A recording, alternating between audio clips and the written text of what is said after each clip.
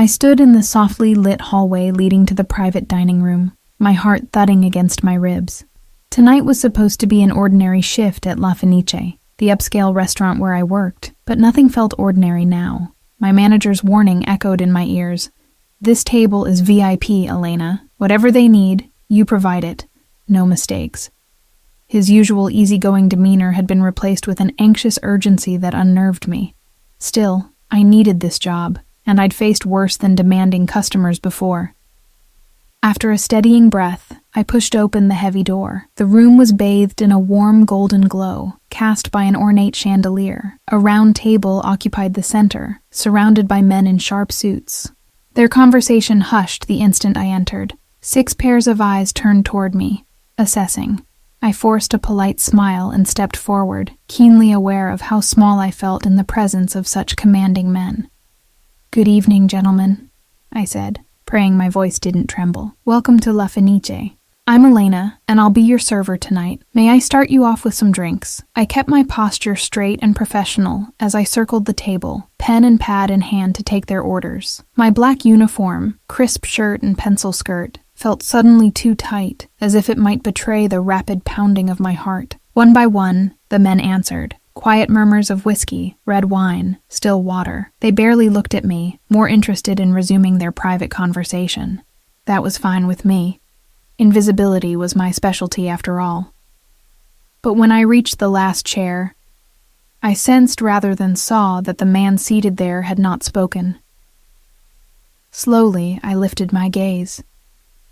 He sat slightly apart from the others by aura alone, even at the round table. Dark hair swept back in a neat, old-world style, a strong jaw accentuated by a trim beard. His suit was charcoal gray, impeccably tailored over broad shoulders. He was younger than the rest, perhaps mid-30s, but held himself with an authority that made the others defer to him. This must be the boss, I realized with a jolt. When our eyes met, I inhaled sharply. His eyes were a deep obsidian, intense under heavy brows. They pinned me in place, calculating, cold. I'd been stared at by plenty of customers, some friendly, some lecherous, some plain dismissive. This man's stare was something else entirely. A quiet, contained threat and curiosity all at once. I felt heat rise to my cheeks despite myself. "Signore, a drink for you," I prompted gently, surprised by how steady I managed to sound. He didn't answer immediately. Instead, he continued to inspect me. I fought the urge to fidget under that gaze. After an interminable beat, he spoke, voice low and smooth with a faint Italian accent.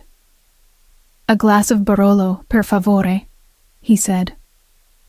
Then, as I nodded and made a note, he added, "Elena, is it? How long have you worked here?" The question was casual enough, but something in his tone made it feel like an interrogation.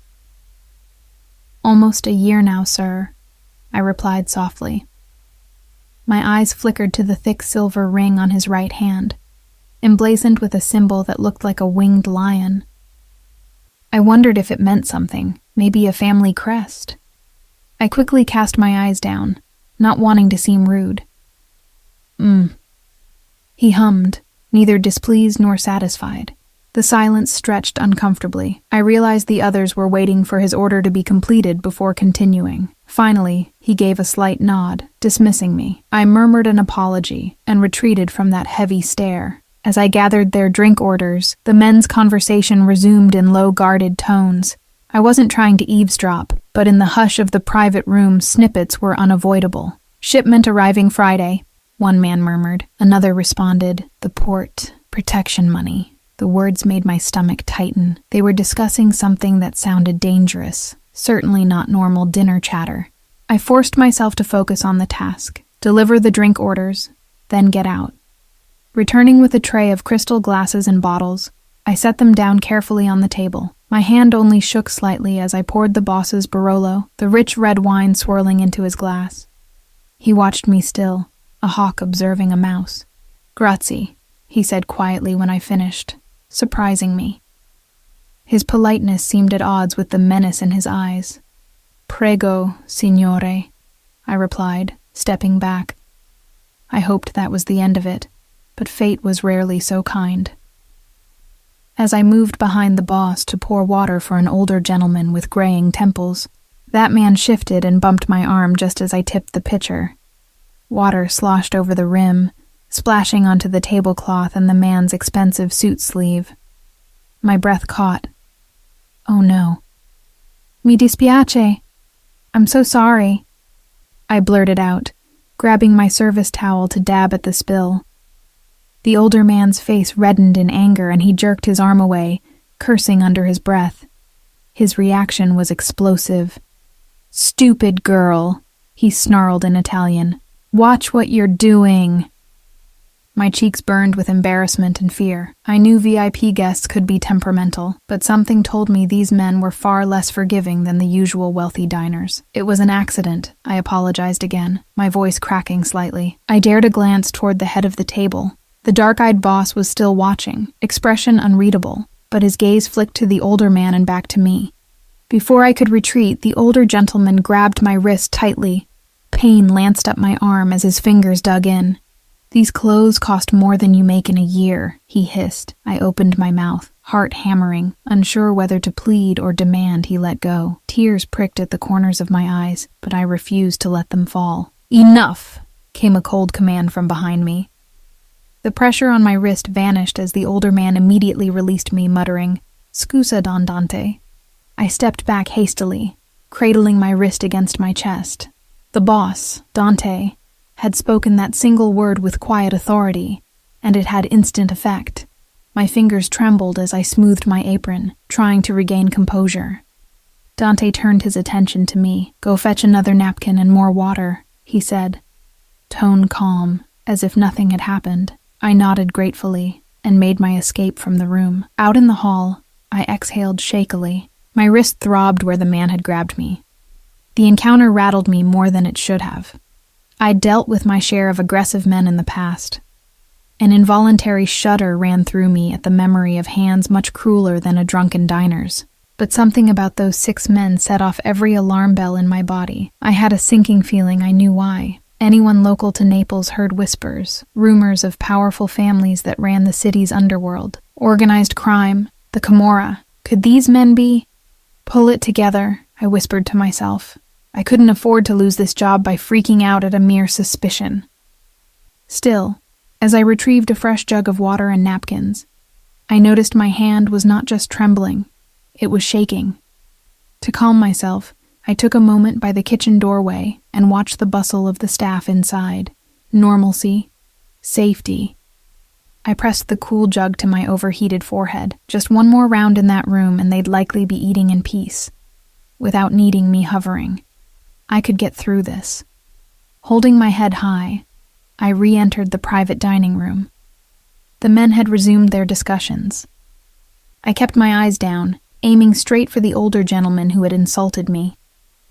He pointedly avoided looking at me as I replaced his soggy napkin with a fresh one and refilled his water. I could feel Dante's gaze following my every movement. My skin prickled under that scrutiny, but I did not dare meet his eyes again. As I rounded the table to discreetly tidy the spill, I caught a few more murmured words from the gentleman. "If Moretti doesn't comply, handle it our way," said one gravelly voice. Another responded, "Federico won't risk open war. Not yet." My pulse quickened. They weren't even trying to hide it now. They were definitely discussing something dangerous. A rivalry? Perhaps 2 families? The names were unfamiliar, but the context sounded ominous. I swallowed, focusing on my task. I needed to get out of here. The last corner of the tablecloth was nearly dry under my towel when I realized the conversation had stopped again. Slowly, I looked up. Dante was watching me with an intensity that rooted me to the spot. In his hand, he held a slim cell phone which he tapped lightly against the table, as if considering something. The others were silent, waiting on him. My mouth went dry. Had I lingered too long? Had I heard too much? I lowered my gaze and stepped back. "Pardon me," I mumbled, clutching my tray to my chest like a shield. Without waiting for a response, I turned and headed toward the door, heart in my throat. 1 step, 2 steps. Almost there. I could feel the weight of their stares between my shoulder blades. Just a few more seconds, and I'd be free in the hall, away from whatever was happening here. My fingers wrapped around the door handle. Stop. The single English word, spoken in a deep tone, froze me mid-step. Not a shout, but a command, calm, assured, lethal. I turned my head back slightly, my hand still on the door. Dante had risen from his seat. "Close the door, Elena," he said evenly. A spike of fear shot through me. For a moment I couldn't move. His dark eyes bored into mine from across the room. The other men glanced between us, alert now, like wolves catching the scent of prey. My instincts screamed to run, but my survival sense knew better. Slowly, I let the door swing shut. "Come here," Dante ordered, voice soft, but impossible to disobey.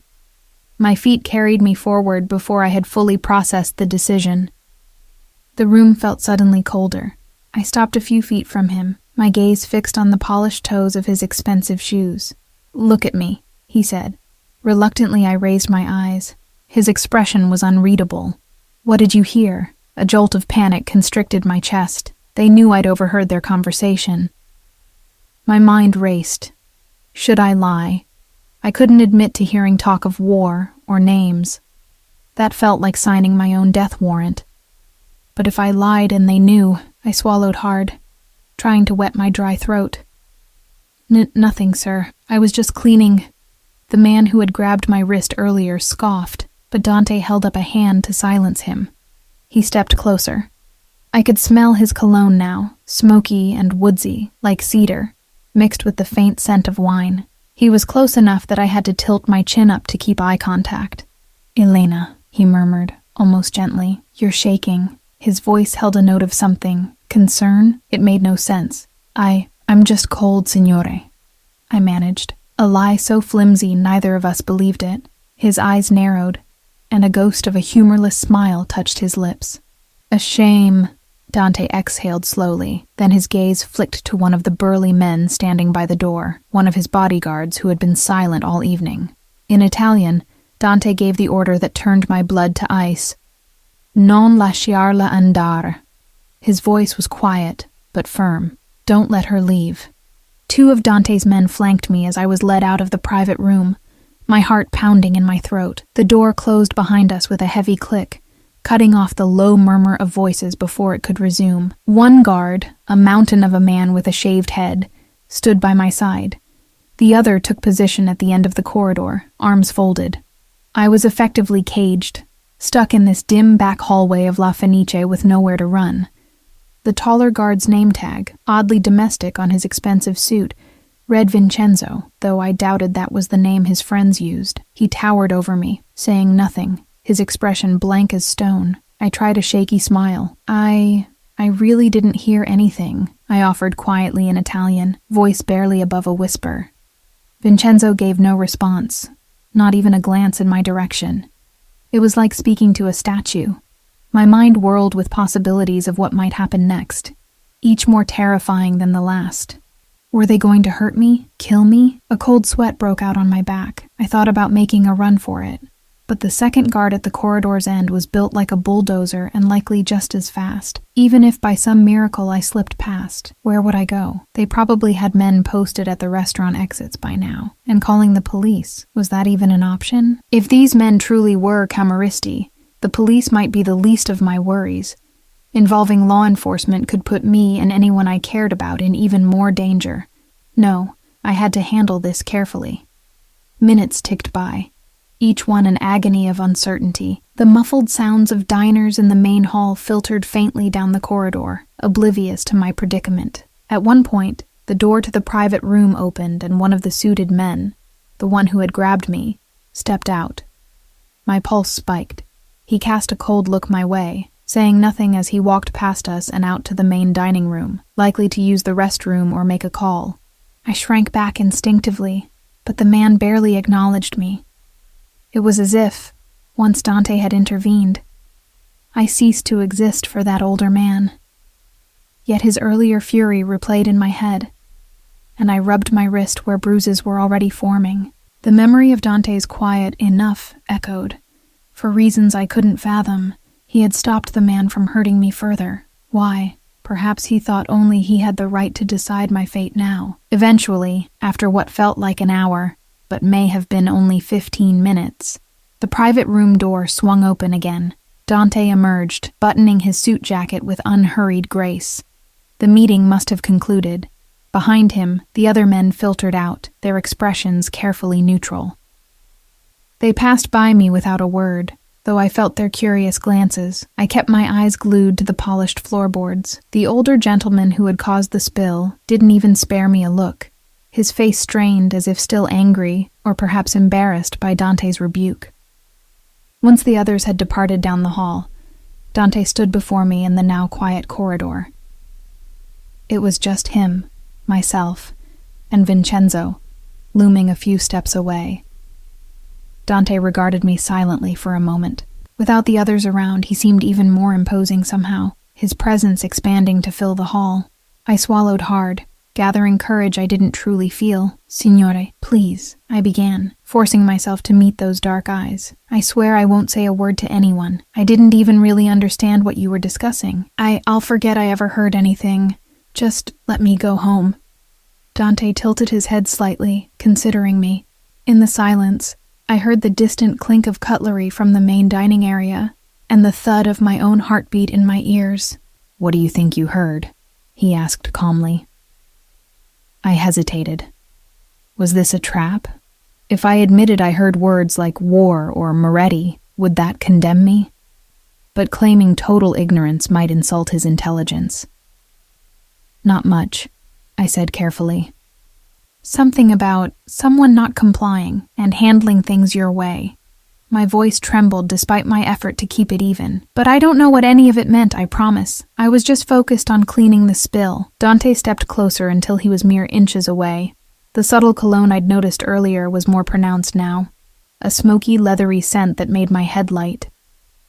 He reached out, and I flinched instinctively, but he only plucked the order pad and pen from my apron pocket. His fingers brushed my hip through the apron fabric, sending an unexpected jolt through me. He flipped open the small notebook, scanning the pages where I'd scribbled drink orders, as if expecting to find something incriminating. After a moment, he seemed satisfied, and returned it to my pocket with the same eerie gentleness. "Your hands," he said, nodding at them. I realized belatedly that I had them half raised in a defensive posture since his sudden movement. Slowly, I lowered them to my sides. "Empty," I murmured, holding them out briefly. "No recorder. No phone. It's in my locker." My phone really was in my locker in the staff room, per restaurant policy to avoid servers being distracted. That likely worked in my favor. They knew I hadn't been able to call anyone while inside. Dante's intense stare flickered to my face. Smart policy. He paused, then asked almost conversationally, "Elena, do you know who I am?" A shiver danced along my spine at the question. My manager's voice echoed, "Very important people." And the way these men acted, the snippets of conversation, the way this one commanded obedience, I bit my lip. I have an idea," I confessed softly, "but only rumors." His lips curved in a faint approximation of a smile. "Rumors?" he repeated. "Let's clarify then. My name is Dante Accardi." He watched me for recognition. I blinked. The name was not one I knew, but that meant little. I'm not from Naples originally, and I'd kept my head down since moving here. "I see that doesn't mean anything to you," Dante observed when I failed to react. "Perhaps that's for the best." He glanced back at Vincenzo and gave a curt nod. The burly guard shifted, but remained at a respectful distance. Dante continued, voice measured and formal. "Elena, I'm a businessman of sorts, and some of my dealings require privacy. I'm sure you understand." His tone was polite, but beneath it lay steel. "I understand," I whispered. My eyes darted to Vincenzo, whose impassive gaze made my stomach knot. "I won't breathe a word, Signor Accardi, to anyone, I swear it." Dante studied me for another long moment, as if weighing the sincerity of my words. Then, to my surprise, he extended a hand toward my face. I froze as his thumb lightly skimmed my cheek. "You're pale," he remarked quietly. Scared, his thumb moved down, gently tracing along my jaw where I realized I was trembling. You should be. If you're lying to me, Elena, the consequences will be severe. The gentle stroke of his thumb belied the threat in his words, a contradiction that left me breathless with fear and something else I couldn't name. His hand dropped. I let out a breath I hadn't realized I'd been holding. Dante turned to Vincenzo. Have someone fetch her belongings. We're leaving. I tensed. Leaving? My voice wavered when I dared to ask, Where are you taking me? Dante glanced over his shoulder at me. Relax, I'm taking you home. He paused, then added, You've had a shock. It's the least I can do after my associate's behavior. I didn't know what to say to that. The offer, if one could call it that, sounded almost considerate, but I had no doubt it was also about control. If he escorted me home, he'd learn where I lived. A subtle message. We can find you anytime. Yet refusing might offend him, and I was in no position to argue.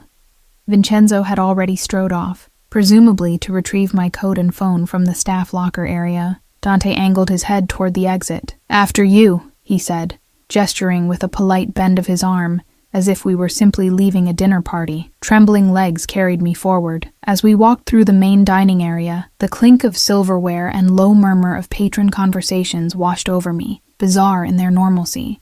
I spotted my manager hovering near the reception desk, wringing his hands. His eyes widened when he saw Dante beside me. Dante gave a slight, reassuring nod in the manager's direction. I realized Dante must be a silent partner or investor here. How else would the manager know to be so afraid? Or perhaps he just knew Dante by reputation.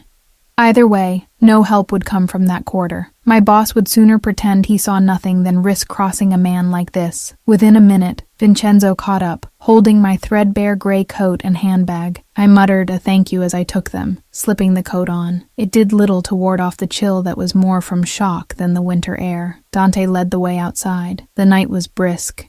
The city sounds muted on this quieter street. Parked at the curb was a sleek black Maserati. Another guard, who had been waiting by the car, opened the rear door at Dante's approach. With a light touch at my elbow, Dante guided me into the back seat. I could feel the strength in that touch even through my coat, a reminder of just how effortlessly he could overpower me if he chose. He slid in beside me, the leather seat shifting under his weight. Vincenzo took the front passenger side, and the driver shut our door before moving around to the wheel. As the car pulled smoothly away from the curb, I realized I was now truly alone with the Mafia Boss who held my life in his hands. The privacy partition was up, separating us from the driver and Vincenzo. The car interior was dim, lit only by the dashboard glow. For a few minutes, neither of us spoke. I clutched my handbag in my lap, knuckles white, and stared out the window at the passing lights of Naples. My mind raced, trying to recall if my apartment was tidy, an absurd concern given the circumstances, but panic latches onto the mundane. Which district? Dante's voice cut through the quiet, making me jump. He was asking where I lived. Chiaia? I replied softly, naming the relatively safe but modest neighborhood where I rented a tiny flat. It was across town. Did he already know that? Possibly, if his network was as good as I imagined. His men might have checked my ID or employment records by now. Dante gave an address to the driver, confirming my suspicion that he knew exactly where to go. My stomach did a nervous flip, so much for anonymity. He seemed content to ride in silence after that, and I was too frightened to attempt small talk. As the car navigated the winding roads, I dared a glance at Dante from the corner of my eye. He was relaxed against the leather, one arm resting on the back of the seat, behind me, though not touching. His profile was illuminated intermittently by streetlights. Strong, composed, utterly unreadable. That cold calm he wore was almost more terrifying than open anger. What was he thinking right now? Planning what to do with me? Or was I already a negligible detail in his night? Unable to stand the tension, I mustered a scrap of courage. Thank you for not hurting me back there. It was a risk to speak, but gratitude was safer than silence, perhaps. Dante turned his head slightly, those dark eyes flicking to me. You can thank me by keeping your word, he replied. Make sure my trust isn't misplaced. I nodded quickly. It isn't. I promise. I just want to live my life, Signor Accardi. I won't get in your way. My voice sounded small and earnest. I meant every word, whatever shadow world he inhabited. I wanted no part of it. Nor did I intend to cause trouble by blabbing about what I'd overheard. Who would I even tell? I had no close friends here yet. No one I confided in beyond surface pleasantries. I was essentially alone in Naples, alone in trying to rebuild my life, a life that now precariously hinged on the goodwill of the man beside me. He studied me for a heartbeat longer, then gave a single nod, as if a decision had been reached internally. Buono. Good. The rest of the ride passed in charged silence. My mind wandered unbidden to the life I had fled before coming here. Another man who had tried to control me, who left me with scars that still ached in my quieter moments. I'd thought escaping to Italy, waitressing under a false surname, and keeping my head down would keep me safe. Now I had landed right in the lap of danger again. Perhaps fate had a cruel sense of humor. Soon the car rolled to a gentle stop in front of my apartment building, a narrow, aging structure on a side street that overlooked a small piazza. My heart thumped with relief at the sight of the familiar green door and the darkened windows of my neighbors. Home, or something like it. The driver stepped out to open the door for us. Dante exited first, then offered me his hand.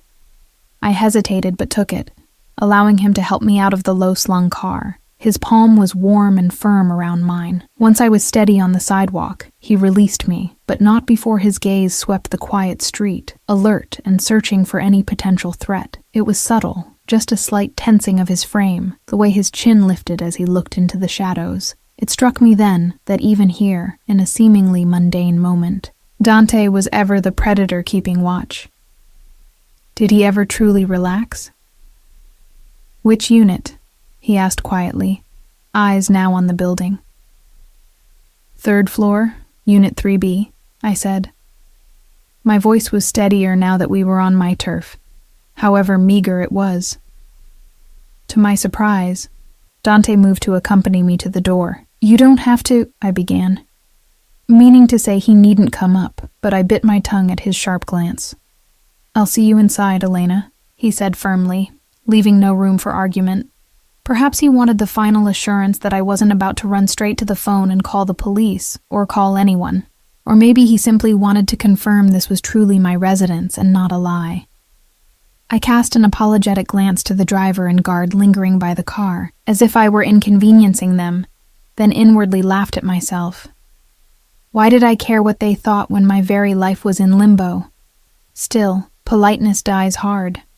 Fishing my keys from my handbag, I led Dante up the narrow stairwell to the third floor. The building was old, the lights flickered, and the scent of marinara and something fried hung in the air. My downstairs neighbor liked late-night cooking. I prayed none of my neighbors stepped out to see this elegant, dangerous man trailing behind me. At my door, I fumbled with the key in my nervousness. Dante's presence loomed at my back. Not touching, but I could sense his body heat. Finally, the lock turned and I pushed the door open.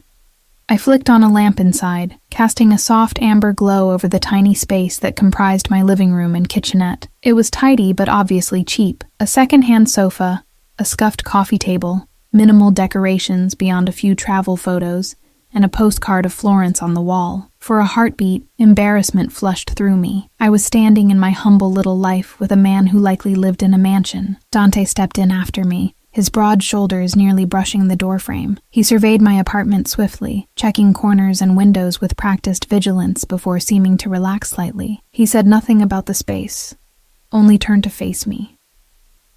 We were alone now. Vincenzo had stationed himself at the street door, I realized. He hadn't followed us up.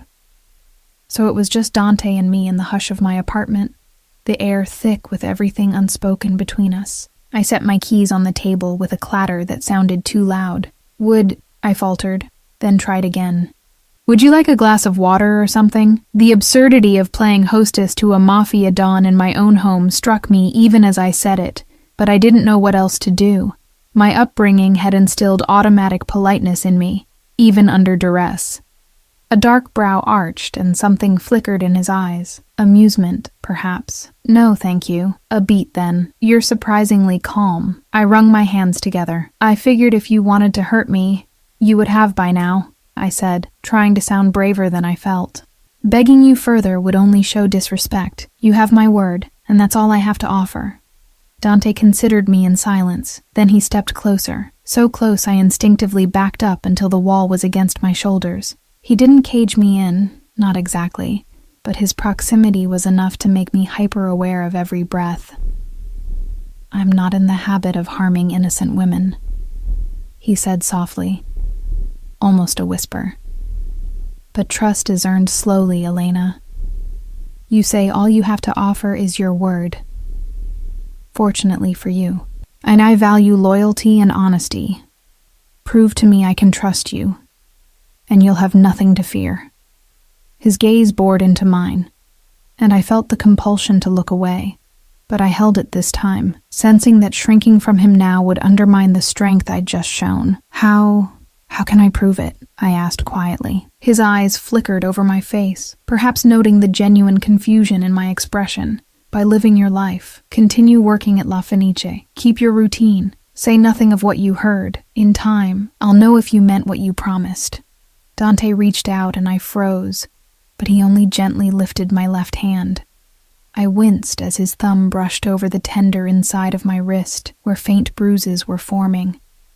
His face darkened subtly.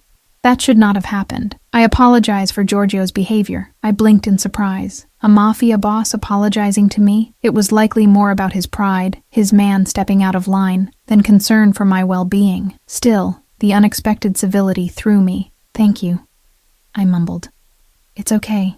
I know it was an accident. Dante made a soft sound that might have been disagreement, but didn't correct me. He released my hand. As he did, his fingers brushed my palm lightly. A strange warmth curled in my stomach at that brief contact, inexplicable under the circumstances. I told myself it was just relief beginning to take hold, that I was going to emerge from this night alive. He stepped back, finally granting me some breathing room. One more thing. From inside his suit jacket, he pulled a small card and extended it to me. I accepted it. A phone number, printed with no name. My fingertips tingled, recognizing this as a direct line, likely to him. If anything unusual occurs, if anyone approaches you about tonight, call that number. Immediately, day or night. Dante's tone brooked no argument.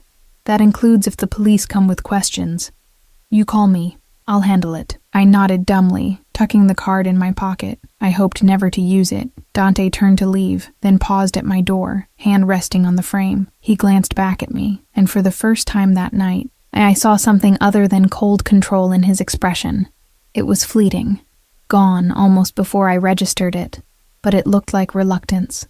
Buonanotte, Elena, he said quietly. Stay out of trouble. And with that ambiguous parting, Dante Accardi stepped out of my home.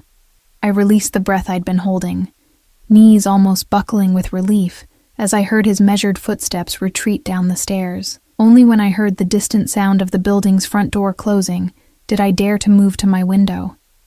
With a trembling hand, I pulled the curtain aside just enough to peer down at the street.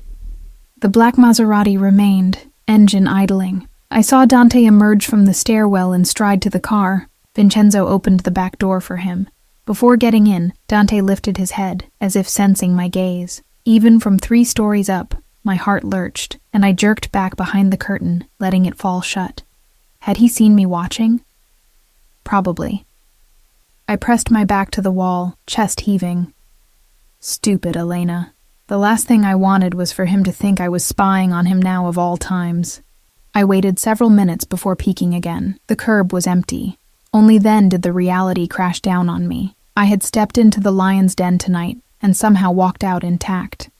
But I had a feeling this would not be the last I saw of Dante Accardi. And a quieter, more honest part of me whispered that it was not only fear coursing through my veins in that moment, but a dark thrill as well. I didn't sleep much that night. Even after Dante left, the adrenaline of fear and the bewildering tangle of other emotions kept me pacing my tiny apartment. Each creak of the building made my heart leap, as if his men might return at any moment. But morning came quietly, with no sign of black cars or dark-suited enforcers. The sun through my window was almost an insult, bright, ordinary, as though last night was nothing more than a bad dream. Except for the faint bruises on my wrist and the card with Dante's number tucked under my jewelry box, there was proof it was all too real. I had half a mind to call in sick to work. But what then? If I broke my routine, would Dante interpret that as running? He told me to continue living my life normally. So that's what I tried to do. At the restaurant that evening, I was jumpy and distracted. Marco, my manager, noticed my skittishness. He cornered me near the espresso machine after the dinner rush began. "Elena, what happened last night?" he whispered, concern creasing his forehead. "You left with those men, with him. Are you okay?" His genuine worry touched me, but I remembered Dante's warning. I forced a smile. "I'm fine, Marco. Signor Accardi just wanted to apologize for his associate's behavior. He gave me a ride home, that's all." Marco's eyes widened at the name Accardi. Clearly he knew of Dante, even if I didn't. "Madonna Santa. Elena, just be careful, yes?" he muttered, running a hand through his thinning hair. "Men like him, it's best not to get involved. If he inquires about you, I'll say you're a good worker and leave it at that. I won't pry, but watch yourself." I nodded, grateful, and he moved off to bark orders at the kitchen staff, leaving me with the unsettling knowledge that Dante's presence loomed larger than I'd realized. For a few days, life resumed a semblance of normality. I worked my shifts, served customers, and avoided thinking too much about that night. It all felt surreal, like a vivid nightmare that fades with the dawn. Perhaps Dante Accardi truly had decided I was no threat, and moved on. I should have been relieved, and I was, or tried to be, but the thing about near-death experiences is that they have a way of gripping you even afterward. In quiet moments, I'd find my mind drifting to him. His face would flash behind my eyes at the most inopportune times. When I was pouring wine at a table, I could see his intense gaze watching me, or when I turned a dark corner on my walk home, half expecting to see a black Maserati idling at the curb. It was ridiculous. I ought to have been praying never to see that man again. Yet a small, traitorous part of me felt almost disappointed that he hadn't reappeared. That changed at the end of the week. It was a Friday night, La Fenice bustling with patrons finishing late dinners or lingering over dessert. I was clearing a table near the front when the murmurs started, hushed whispers and heads turning toward the entrance. I looked up and nearly dropped the stack of plates in my hands. Dante stood at the maitre d's stand, talking quietly with Marco. He was dressed more casually tonight, if one could call it that. A tailored midnight blue shirt open at the collar and charcoal slacks. Without a full suit, he looked a little less like a distant king and more like a dangerously handsome mortal. But he still carried that aura of power that made people stare and then pointedly look away.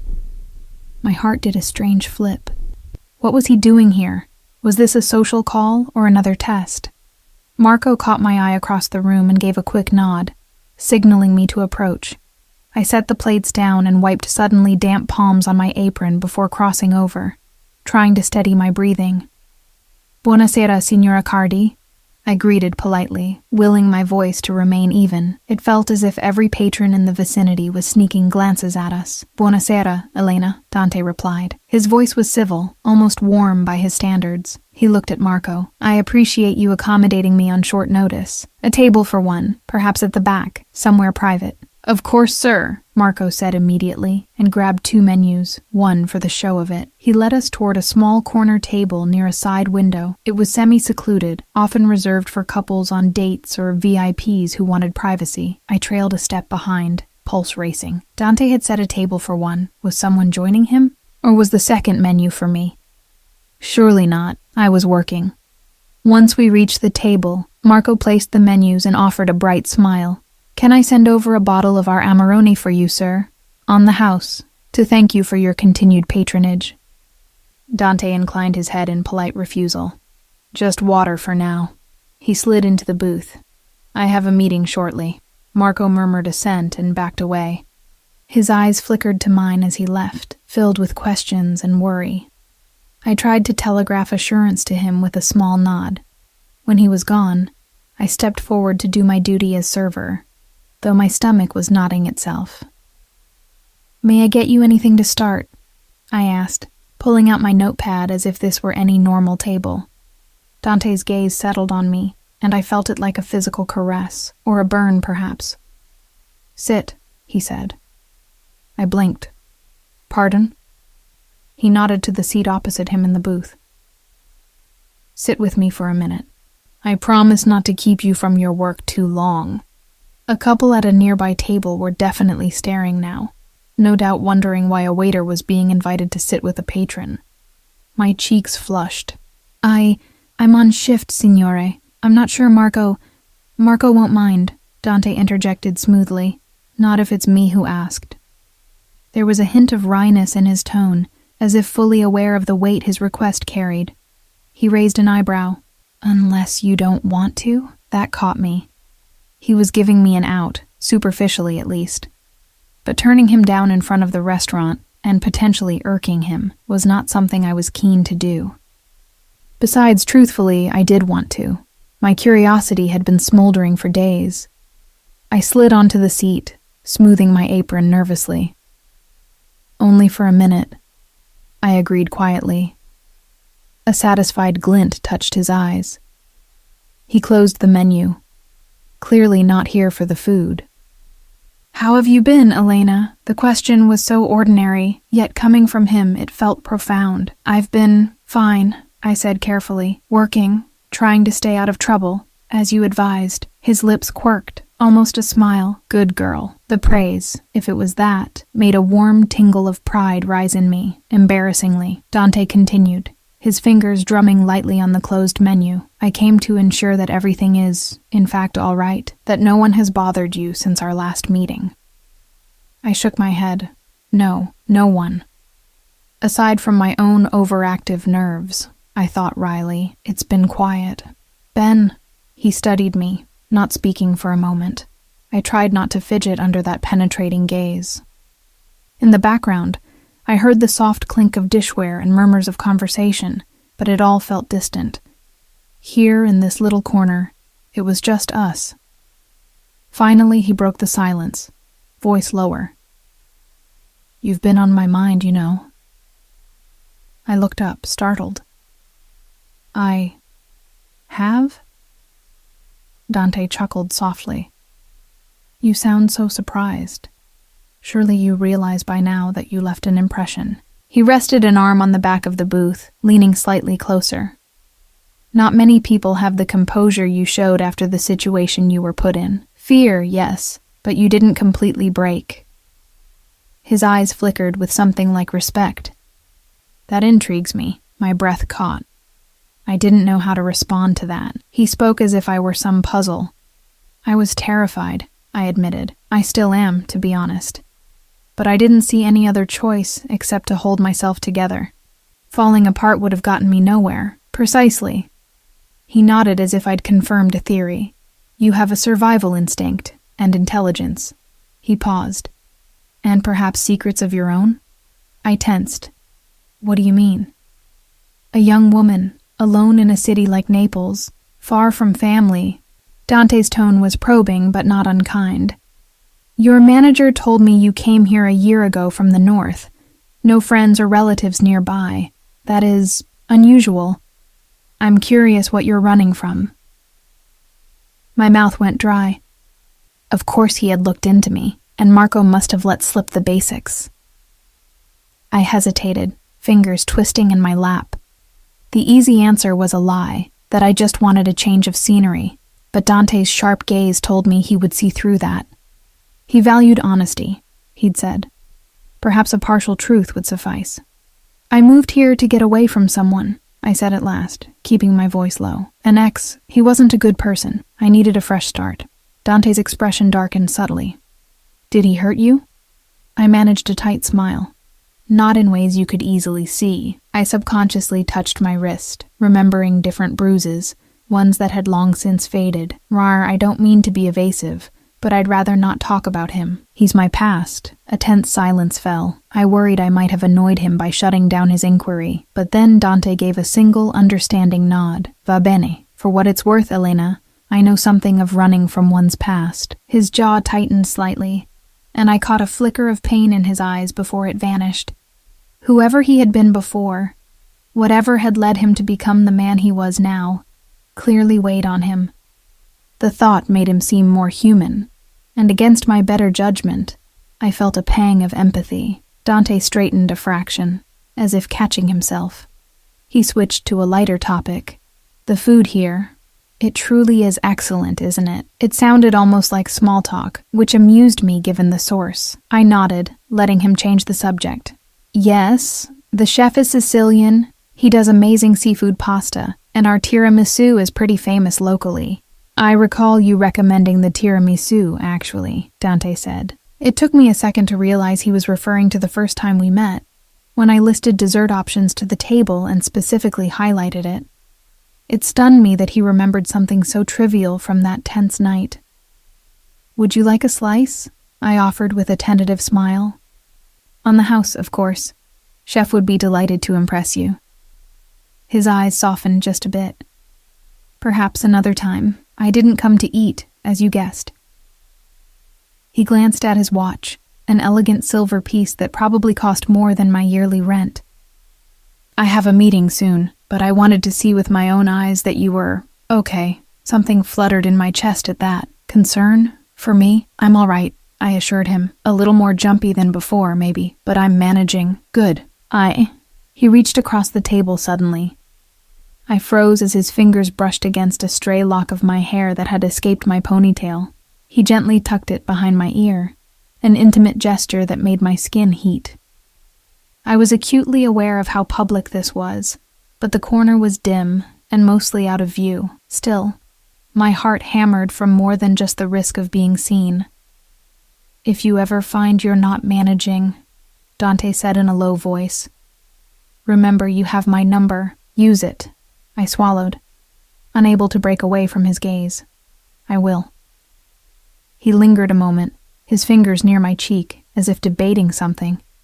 Then he withdrew, and just like that, the air in my lungs rushed back. Dante slid out of the booth. I should let you get back to work. I moved to stand as well. Part of me wanted to ask him to stay, an absurd instinct, quickly squashed. Thank you for checking on me, Signor Accardi, I said formally, remembering where we were. Dante, he corrected quietly. When we're alone, or not in formal company, you may call me Dante. I blinked. That felt like a significant concession. I nodded. Dante. The name felt dangerous on my tongue in a different way now. He gave me one last long look, something unspoken passing between us in the charged silence. Then he inclined his head politely and turned to leave. Just as he did, his phone buzzed. I stepped aside, pretending to busy myself wiping the table while eavesdropping shamelessly. He answered in Italian, his tone shifting to brisk business. Si, quando? Capisco. His shoulders tensed, the only outward sign of displeasure, but I caught the storm brewing in his dark eyes. One word jolted me. Moretti. Dante's jaw clenched as the voice on the other end continued in an urgent murmur. He responded curtly, keep me informed. I'm on my way. Then ended the call. Dante stood there a moment, his profile taut with whatever news he'd received. He looked angry. No, beyond angry. This was controlled fury, the kind that made the fine lines at the corners of his eyes deepen and his hand curl into a fist at his side. Before I could think better of it, I spoke up. Is everything all right? He turned, as if surprised I'd still be there. For a heartbeat, the mask dropped and I saw something raw in his gaze. Worry, rage, fear. It was gone in a blink, replaced by calm. Nothing for you to worry about, he said, but his voice was a touch strained. He nodded again, more stiffly. Buona notte, Elena. Good night, I caught myself. Good night. I watched as he left the restaurant with purposeful strides. Through the front window, I saw him get into the back of the Maserati that had just pulled up. The car sped off into the night, red taillights gleaming. Only then did I realize I was holding the edge of the table so hard my knuckles were white. I released it and exhaled shakily. The warmth that had blossomed in me from our conversation was now mixed with concern. The mention of Moretti and Dante's reaction could only mean trouble was stirring. That was the second time I'd heard that name, and I doubted it was a coincidence. I recalled the fragment of conversation I'd overheard. Federico won't risk open war. Not yet. My stomach fluttered with unease. Whoever Moretti was, he clearly posed a threat significant enough to put that steely look in Dante's eyes. As I cleared the table and returned to work, I couldn't shake the feeling that a storm was coming. And despite all my efforts to remain uninvolved, I was already being drawn into the winds by the mere gravity of Dante Accardi. The following night, an uneasy calm settled over my routine, like the oppressive stillness in the air before a thunderstorm. I closed up at La Fenice after a quieter shift, my nerves still jangling from Dante's visit and the cryptic trouble that had pulled him away. Marco offered to have the dishwasher, a teenage boy, walk me home. He was clearly still concerned, but I declined as gently as I could. I didn't want to put anyone else in potential danger, however theoretical it seemed. A cool drizzle had begun to fall as I started my trek home. The streets were slick and mostly empty at this late hour. Naples can be eerie at night. The ancient buildings huddle together, and every distant motorbike echo sounds like a pursuer. I clutched my coat tight and kept a brisk pace, my senses on high alert. Perhaps Dante's caution was contagious, or perhaps I simply couldn't shake the feeling of unseen eyes. As I passed into a particularly narrow alley that served as a shortcut, a prickle of dread traveled up my spine. I glanced behind me. Nothing, just shadows dancing under a flickering street lamp. "Get a grip, Elena," I scolded myself. "You've walked this way dozens of times." But the prickle didn't fade. Halfway through the alley, I heard it. A second set of footsteps sloshing in the puddles behind me. Close. Too close. My heart lurched. I spun around, adrenaline surging. A figure emerged from the darkness, and then another. Two men, dressed in dark casual clothes with hoods up against the rain. Not the tailored suits of Dante's men, but something about their purposeful advance set off alarms. "Buonasera, Bella," one called, voice echoing. He lifted his hands placatingly, but it only made them look more like predators cornering prey. "We don't want to scare you. We just want to talk." His accent was local, rough around the edges. I backed up a step, my shoes splashing.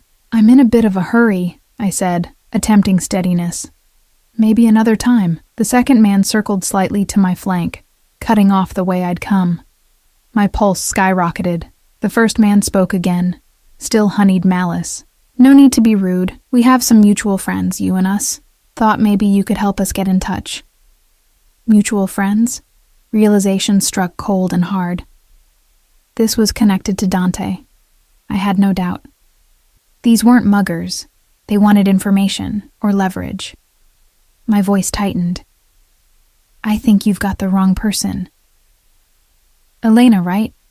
Works at La Fenice." The second man chimed in, a nasty smile visible under the street lamp as he said my name. "Yeah, we do our homework. We just have a couple questions about dear Don Accardi. You were awful cozy with him last night, weren't you?" He took a step closer. Instinctively, I stepped back, and my heel hit the alley wall, trapped. My mind raced. They knew Dante had shown interest in me, however small. The traitor in his midst must have fed information fast. If I refused to cooperate, would they hurt me? Likely. If I cooperated, I'd be signing my death warrant with Dante instead. Also unacceptable. I realized with a sick drop in my stomach that no scenario here ended well for me alone. The taller man, the first speaker, reached into his jacket. I glimpsed the black handle of a handgun. My blood ran cold. "See, we're just curious what Accardi might have told you, or given you." He tilted his head. "Maybe he trusts you with things he shouldn't?" "He doesn't," I said quickly, palms raised. Rain dotted my face. "I'm just a waitress. I'm nothing to him. He was just being kind after a misunderstanding. That's all." "Kind, huh?" the second man sneered. "Taking a waitress home and visiting her at work isn't exactly nothing, sweetheart." I felt a wave of nausea. They had been watching, or someone had, perhaps even tonight, trailing me from the restaurant. How long had I been a mark without realizing? My grip tightened around the strap of my handbag. Inside, my fingers brushed the edge of Dante's card, still there since I'd first pocketed it. An idea sparked.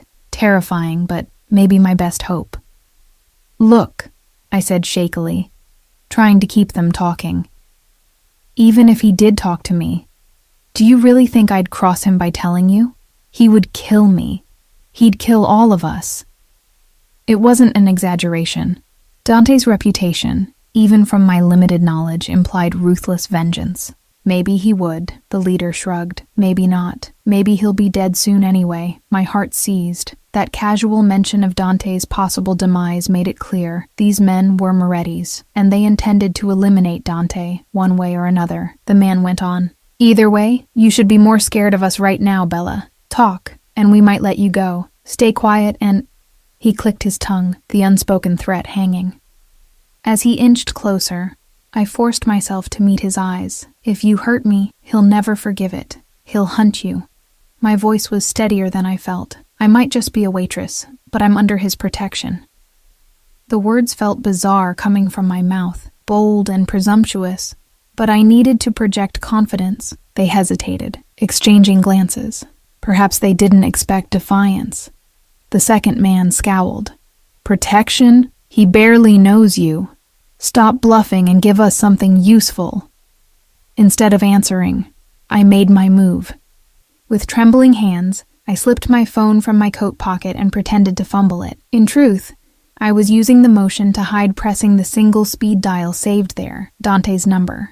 Thank God I had thought to program it under a fake contact name earlier, just in case. Now it was calling, and I prayed he would answer. "Don't play games," the first man barked.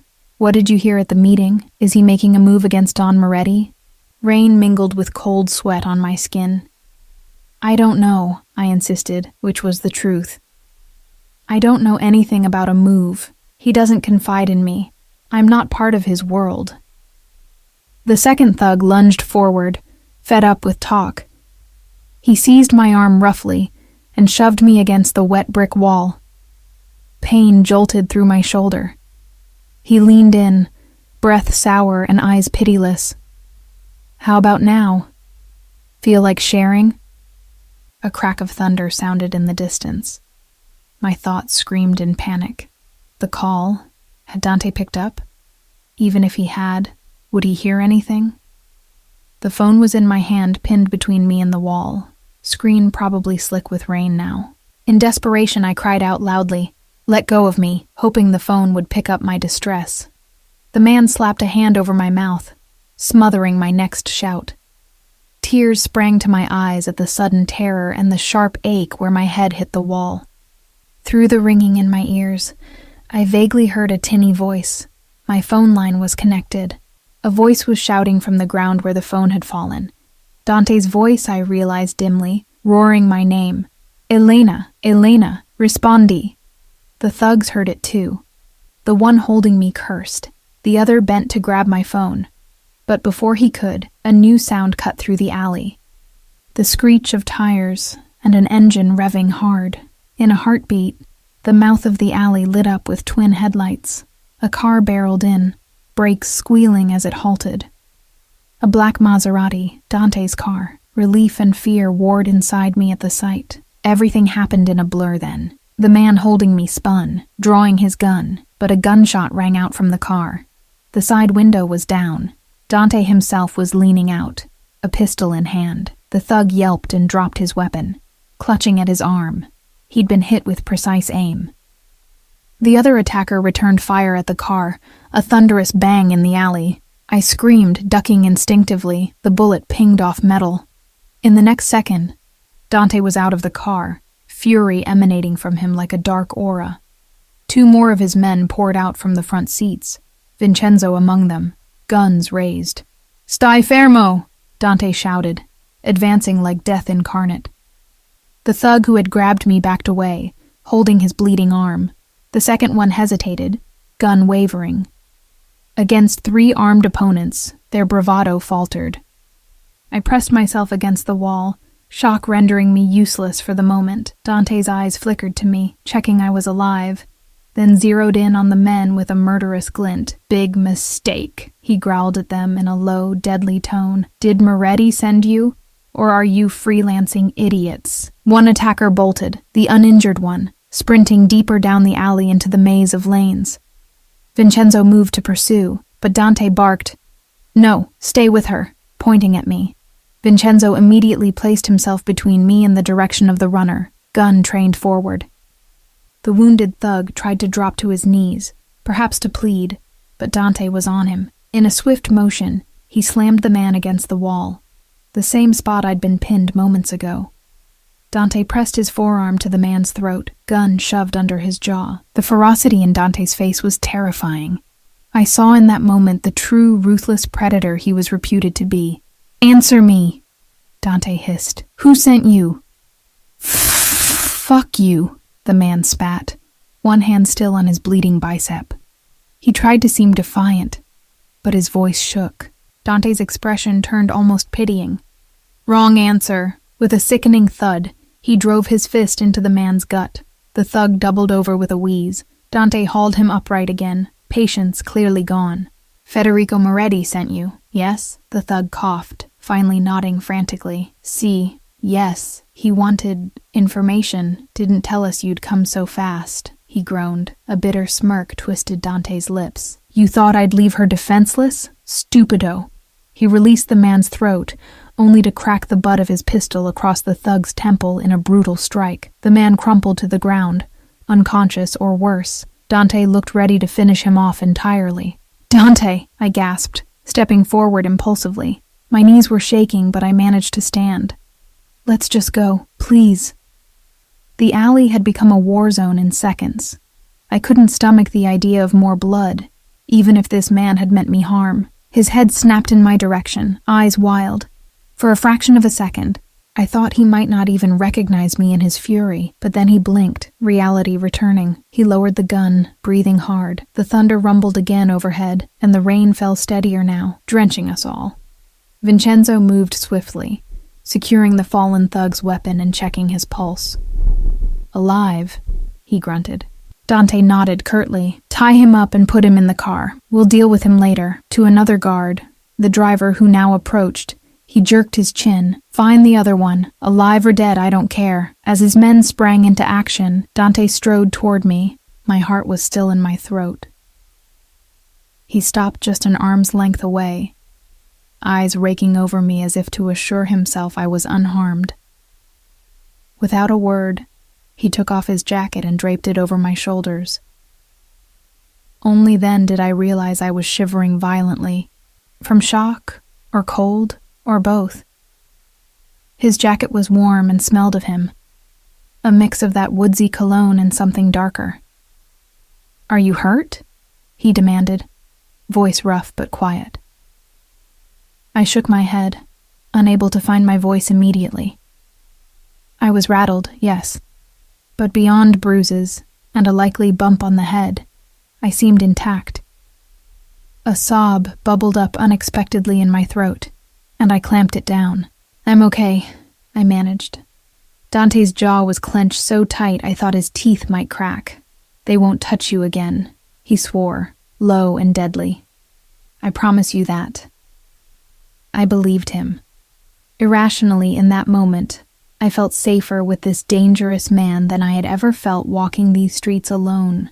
A tear escaped one eye, mixing with the rain on my cheek. Dante's expression softened just a fraction. He lifted a hand, and for a second hovered, as if unsure, before gently brushing the tear away with his thumb. The tenderness of the gesture nearly undid me entirely. "Come," he said. "I'm taking you somewhere safe." I didn't protest. There was little left for me here tonight except fear and uncertainty. If Dante said he'd keep me safe, I was in no position or mindset to argue. He guided me toward the car, where Vincenzo had finished trussing the unconscious thug and unceremoniously shoved him into the trunk. The driver returned, shaking his head to indicate the other pursuer had escaped into the warren of alleys. Dante's face darkened, but he wasted no time ushering me into the back seat once more. As the Maserati roared away, I huddled in Dante's jacket, the reality of what just happened beginning to crash down on me. Dante was on the phone already, issuing rapid orders in Italian to someone, likely mobilizing more of his forces to track down the runner and to tighten security elsewhere. I caught fragments, tried to grab her, one in custody, find Carlo, have him meet at the villa. and the repeated name Moretti spat like a curse. When he finally ended the call, an intense silence settled between us. Streetlights flashed across his face. He looked furious, yes, but beneath it I detected worry. His hand, still holding the phone, was trembling slightly. For all his control, the thought of what nearly happened clearly affected him. I mustered a weak voice. "I'm sorry. I called you. I didn't know what else to do." To my surprise, Dante took my hand. He squeezed it firmly, grounding me. "You did exactly what you should have," he said, his tone softening. "And thank God I picked up. When I heard you scream..." He trailed off, unable to finish. Instead, he lifted my hand to his lips and pressed a kiss to my knuckles, an old-fashioned gesture that made my breath catch. "You're safe now," he murmured. "I'm here." My heart twisted strangely at his words and the gentle contact. I should have been questioning everything, my life choices, the sanity of going with him deeper into his dangerous world, but all I felt in that moment was relief and a burgeoning trust. I squeezed his hand back, not knowing what to say, and settled against the leather seat, exhaustion and adrenaline leaving me shaky. Dante didn't let go of my hand for the remainder of the drive. We sat like that as the city lights blurred by, locked in a silence that felt oddly comforting. No matter what storm awaited with Moretti and the criminal underworld, right now, in this car, I felt a calm in Dante's presence that defied logic. I closed my eyes, Dante's warmth by my side and his jacket around me, and allowed myself to believe, for just a little while, that I truly was safe. The Maserati sped through the outskirts of Naples, and then beyond, climbing into the hills overlooking the bay. Dante's estate, a sprawling villa tucked behind high walls and iron gates, loomed out of the rain like something out of an old film. I barely registered the grandeur as we drove through the gates. I was running on fumes of adrenaline and shock. Stone statues of angels and lions watched from the driveway as we pulled up to the main house. Warm light glowed in a few windows, and the silhouettes of armed guards were visible patrolling the grounds. It struck me that Dante had been readying for war. His home was a fortress now. Dante helped me out of the car, keeping a steadying arm around me. My legs felt like jelly. Inside, the villa was all marble floors and high ceilings, an opulent mix of modern luxury and old Italian charm. A worried-looking older woman in an apron appeared in the foyer as we entered, perhaps a housekeeper. She gasped when she saw the state of us, drenched and disheveled, and the streak of blood on Dante's cuff from the alley scuffle. "Dio mio, Dante! Che è successo?" she exclaimed, eyes wide as she took in the scene. Her gaze darted to me and back to him. Dante shook his head, a silent indication not to fuss. "Non è niente, Teresa," he said quietly. "We had some trouble. Can you please prepare a room for Elena and bring some dry clothes?" Teresa's concerned eyes fell on me, and in that moment I saw more than just an employee's worry. There was genuine care in her expression, almost motherly. "Certamente," she nodded briskly, switching to English for my sake. "Miss, come with me. We'll get you warm and dry." I looked to Dante uncertainly. He gently squeezed my hand before letting go. "Go with Teresa," he urged. "I need to make arrangements for security. I'll come find you shortly. You're safe here." His reassurance, coupled with the domestic normalcy of a housekeeper clucking over me, eased some of my tension. I followed Teresa upstairs, leaving Dante in the foyer where Vincenzo awaited further orders. Teresa led me to a beautiful guest bedroom at the end of a quiet hall. She turned up the thermostat and pulled plush towels and a robe from an ensuite bathroom. As she fussed, bringing out a first aid kit and insisting I get out of my wet clothes, I assured her I was all right. She gave me a knowing look. "Signor Dante, he is a good man," she said, as she laid fresh clothes, a soft sweater and leggings that likely belonged to a female relative of Dante's, on the bed for me. "Nia, he will keep you safe. Don't worry. I've known him since he was a boy." Her kind smile and unwavering confidence in him was both comforting and surprising. She must have seen the chaos in his life up close, and yet trusted him implicitly. I thanked her quietly. Once alone, I peeled off my soaked dress and stood under the hot shower. As water pounded over me, the events of the night finally caught up. I started shaking uncontrollably, tears mixing with the water. It was as if now that I was safe behind these walls, my body allowed itself to feel the fear it had been suppressing. I muffled my sobs into my hands, releasing the terror, relief, and confusion in equal measure. After a few minutes, I regained control, reminding myself I truly was safe for now. I toweled off and dressed in the borrowed clothes, which were a tad loose but clean and warm. The girl in the mirror looked back at me with red-rimmed eyes and a new bruise forming on her temple from where I'd been struck, a souvenir of the night. I gingerly applied a bit of ointment from the first aid kit to the scrape on my cheekbone and took a few steadying breaths. When I emerged, I found Teresa had left a tray on the bedside table with a teapot and a plate of biscotti. The simple kindness nearly brought tears again. I sipped the chamomile tea gratefully, letting its warmth spread through me. Gradually, the trembling in my limbs subsided. A soft knock at the door drew my attention. "Elena," came Dante's voice from the other side. I set down the teacup. "Come in." He entered, having shed his wet shirt for a black sweater. His hair was damp from a quick shower as well, and without the suit, he looked more approachable, though no less striking.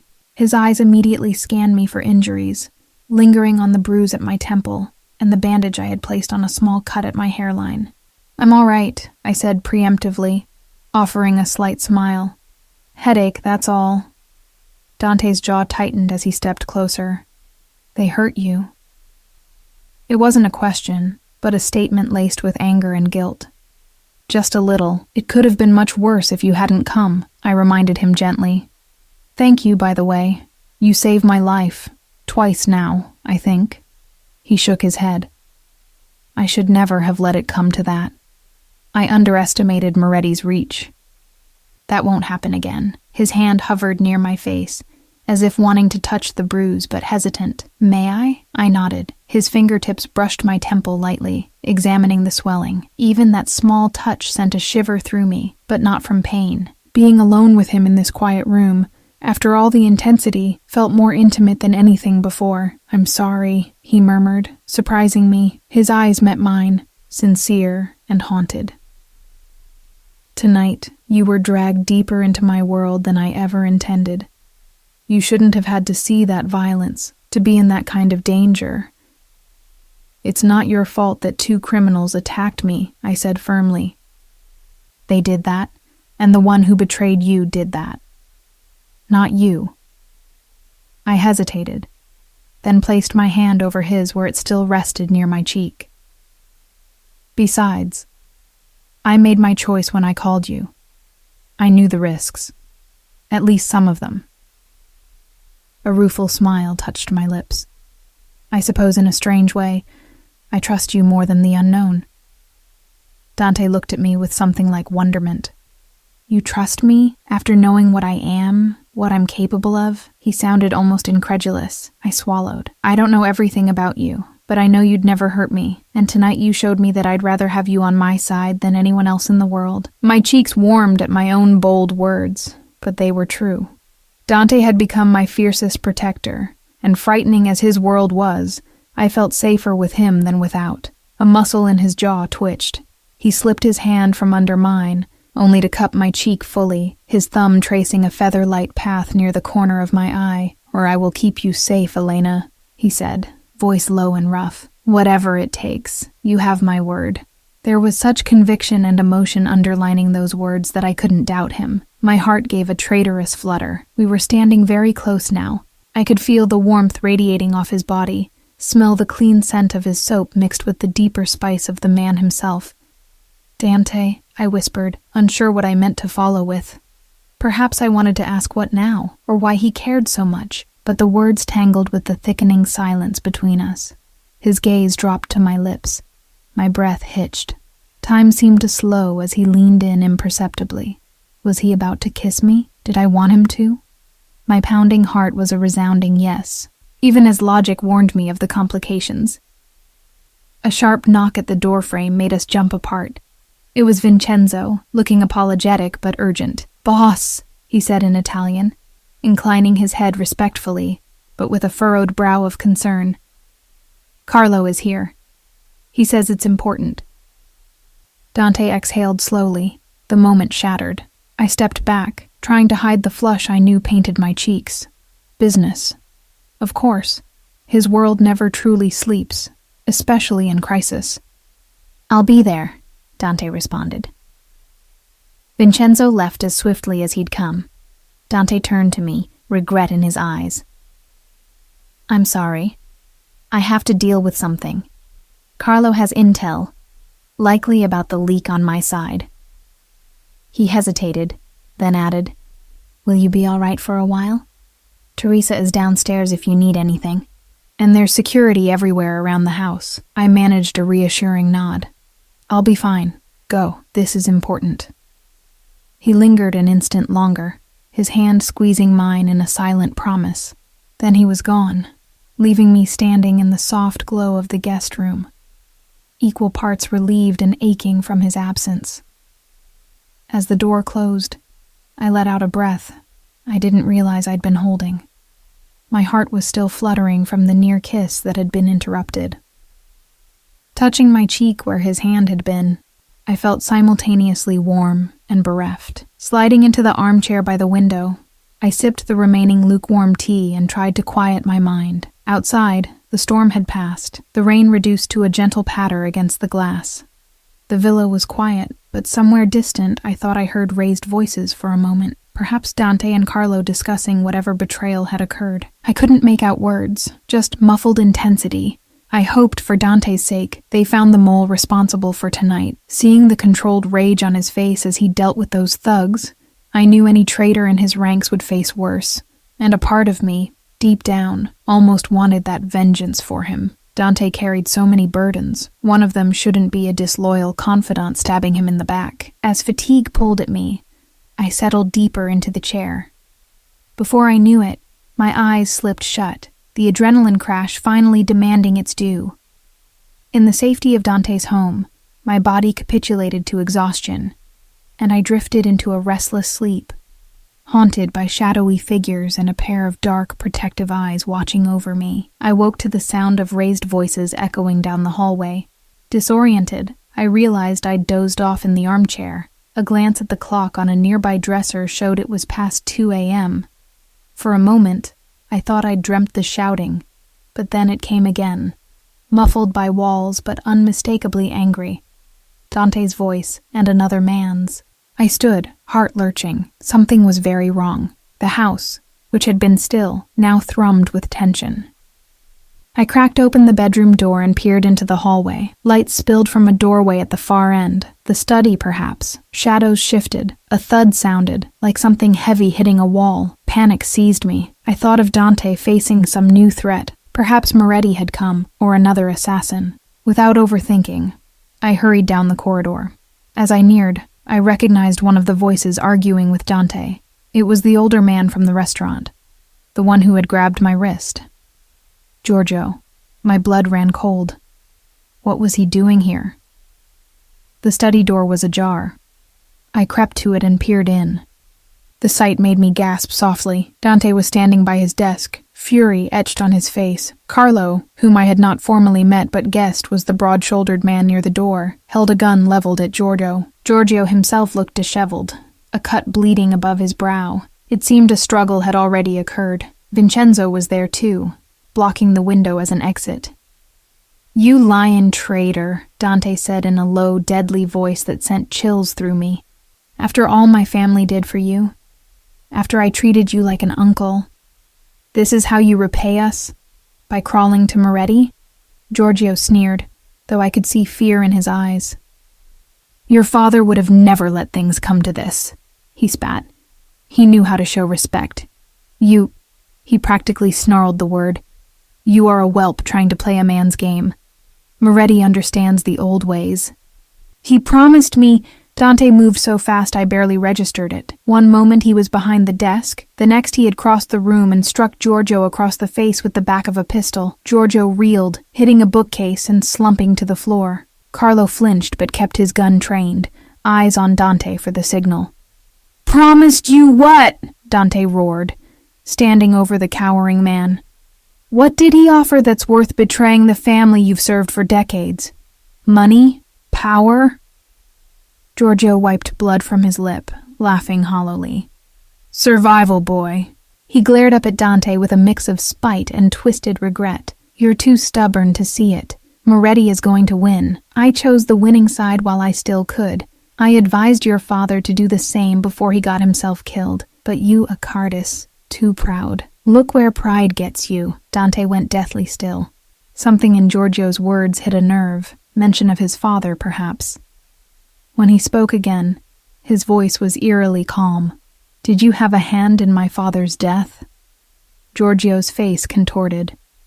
I told him to make peace with Moretti. He refused. If you're asking if I pulled the trigger, no. But I didn't cry over his grave either. He was a fool, and you're on the same path. His gaze flicked toward the doorway then, catching sight of me half hidden. And now you've got a weakness. Pretty little thing, isn't she? Should have stayed out of it, girl. My heart lurched. Dante followed Giorgio's line of sight and saw me. Alarm and anger flashed in Dante's eyes. Elena, go back, he began, but it was too late. With a snarl, Giorgio used Dante's brief distraction. In one swift motion, he pulled a small knife from his boot and lunged upward at Dante. I screamed as the blade arced. Dante jerked back, but not fast enough.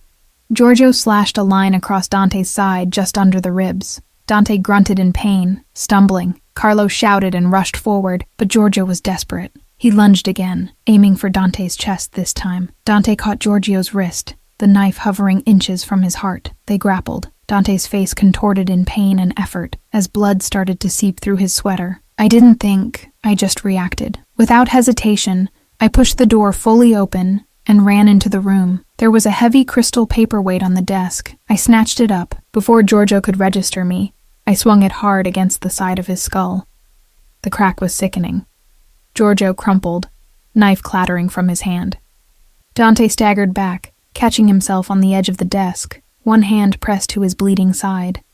Everything froze for a heartbeat. The knife lay at my feet. Giorgio was on the floor, either unconscious or dead. I couldn't tell. Carlo rushed to restrain him anyway, kicking the knife away and checking for a pulse. Vincenzo hurried to Dante's side. Dante's eyes were on me. Through the haze of pain, his gaze burned with a mix of relief, shock, and something deeper.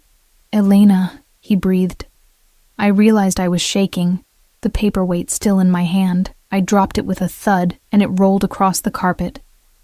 My vision blurred with tears as I saw Dante injured, blood darkening his clothing. I ran to him. You're hurt. Oh God, you're bleeding. We need to get you to sit down. Vincenzo was already pressing a cloth from the desk onto Dante's wound. Dante waved him off weakly. I'm fine, he insisted, though his wince betrayed him. Boss, you need stitches, Carlo said, still gripping a limp Giorgio by the collar. We should call the doctor. Dante nodded vaguely, eyes not leaving me. Do it, and secure him. He gestured at Giorgio, who was moaning now. Alive, then. I want him alive to answer for everything.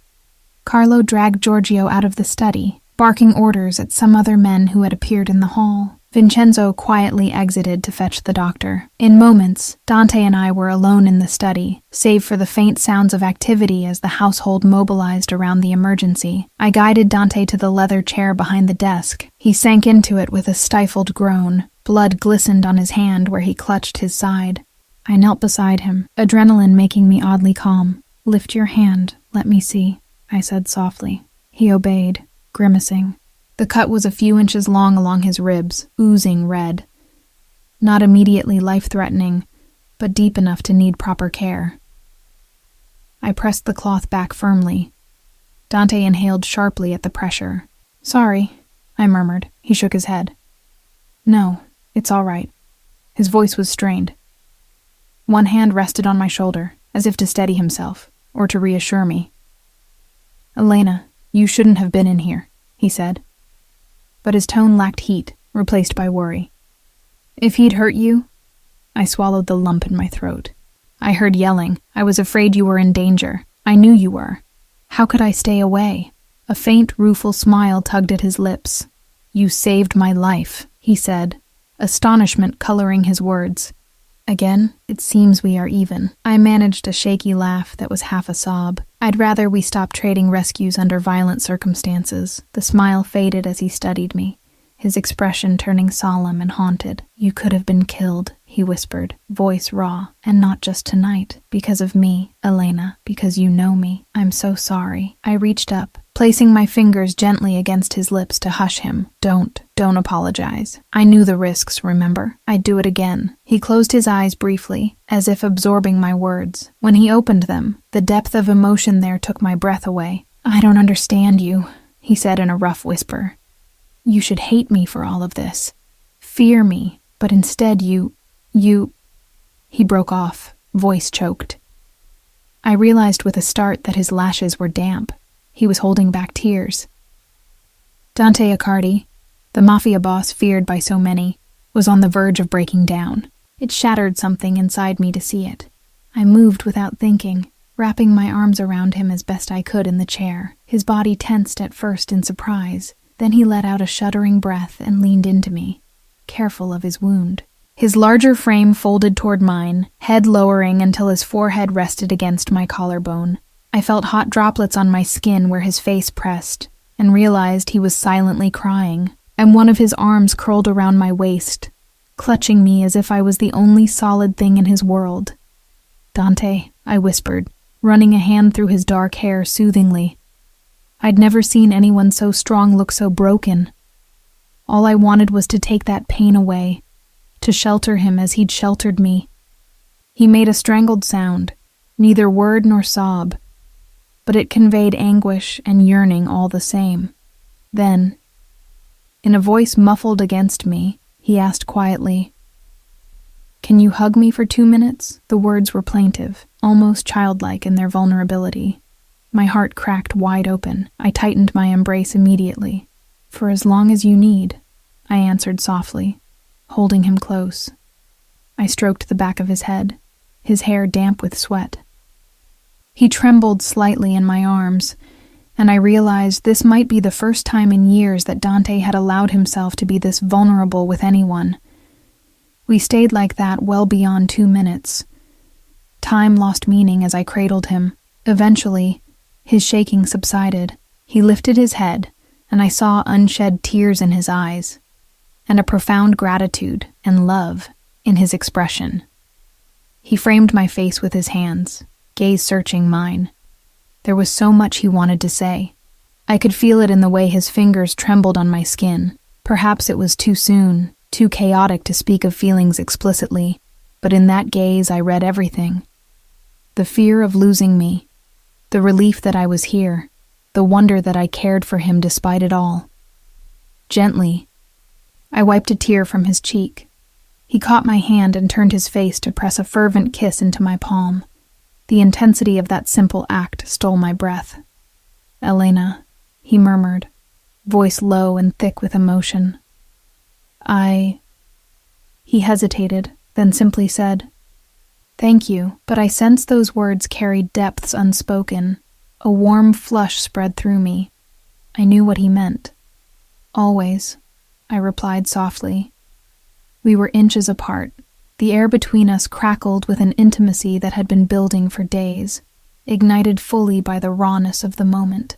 His eyes flickered to my lips, and this time, I closed the distance. Our lips met in a tender, aching kiss. Dante inhaled sharply through his nose, as if surprised, then responded with equal fervor. His mouth moved against mine, gently at first, then with growing passion that belied the injury and exhaustion. I poured all the solace and affection I had into that kiss, hoping he could feel it. Feel that he wasn't alone, that someone cared deeply for the man beneath the Mafia king. When we finally parted, both breathless, Dante rested his forehead against mine. His dark eyes were closed, as if savoring the closeness. "I don't deserve you," he whispered. I hushed him, brushing a thumb over his lips. "Just stop. Let me decide what you deserve." I gave a tiny smile. "Right now, you deserve to have your wound looked at, and then to get some rest. You've had a hell of a night." He chuckled hoarsely, a ghost of his usual confidence returning. "Perhaps you're right. He winced as if just remembering the gash in his side. The doctor, as if on cue, hurried footsteps approached. I helped Dante stand. He swayed and bit back a groan. The adrenaline crash was hitting him hard now. I slipped an arm around his waist to support him, just as Teresa and a bespectacled older man with a medical bag entered. "Signor Dante, Gesù, you should be lying down," Teresa scolded gently, clearly relieved to see him upright, but distressed at the blood. The doctor immediately took charge, guiding Dante to a nearby couch. "Please give us some space while I stitch him up," he told me kindly but firmly, indicating I should step back. I realized my hands and dress were stained with Dante's blood. Numbly, I nodded and backed away a few paces. Dante reached out and caught my fingers briefly before I retreated completely. "I'm not going anywhere," I promised quietly. He nodded, letting me go. I watched from a respectful distance as the doctor began tending Dante's wound. Dante sat rigid, eyes occasionally flitting to me as if to check I was still there. I offered him an encouraging smile each time. My mind swirled with all that had happened. Giorgio's betrayal, Dante's breakdown, our kiss. It was a lot to process, but one thing shone clear. I was in love with him. Perhaps I'd been falling since the first night, but tonight removed any doubt. And I strongly suspected he felt the same, even if neither of us dared put it into words yet. As the doctor worked, and Teresa fussed over Dante like a worried mother hen, I slipped out into the hall for a moment to catch my breath. My own emotions were overwhelming me in waves. I realized I was still wearing Dante's bloodied jacket and sweater from earlier, now further stained, but I hardly cared. Carlo was standing guard by the door, and he gave me a respectful nod. "Signorina," he said softly, "they have the traitor locked in the cellar. He'll face justice soon. Signor Dante will want to speak with him when he's able." I nodded, exhaustion hitting me anew. "Thank you, Carlo. I'm glad you're safe," he added, a flicker of a smile on his stern face. "The boss, he cares for you deeply, you know." I felt my face warm. "I care for him too," I said quietly. Carlo seemed satisfied by that. He turned his attention back to watch, and I returned to the study, just in time to see the doctor finishing the bandage around Dante's torso. "He'll need rest," the doctor was saying. "No strenuous activity for a few days at least. The stitches should hold well. I left something for pain." Dante was already trying to shrug off the fuss. "Grazie, dottore," he said. Upon seeing me re-enter, his posture relaxed fractionally. Within a few more minutes, the doctor and Teresa departed, leaving us alone again. Dante gingerly stood, one arm pressed to his bandaged side. I went to him immediately, looping his other arm over my shoulders to support his weight. "Let's get you to bed," I whispered. He didn't protest. In fact, he leaned on me more than I expected, a sign of how spent he truly was. I led him out of the study and down the hall to his master bedroom. Teresa must have shown me the way earlier, or maybe it was instinct, but I found it easily. The room was dimly lit, dominated by a large bed. I sat him on the edge of the bed and helped ease his shoes off. He attempted a joke. "Careful, or I'll start thinking you plan to tuck me in every night," but it was strained by pain and fatigue. I simply smiled and pulled the covers back. "Lie down, tough guy." With my help, he managed to recline, stifling a groan as the movement tugged at his stitches. Once he was settled on pillows, he reached for my hand. "Stay," he murmured, the single word filled with so much need that my chest ached. I climbed onto the bed beside him, fully clothed and uncaring. He drew me gently against his uninjured side. I rested my head on his shoulder, careful of the bandage, and draped an arm across his chest. His heartbeat was steady under my cheek, a reassuring rhythm. He let out a content sigh as he held me. In the safe cocoon of his arms, I felt sleep pulling at me again. Dante pressed a tender kiss to my forehead.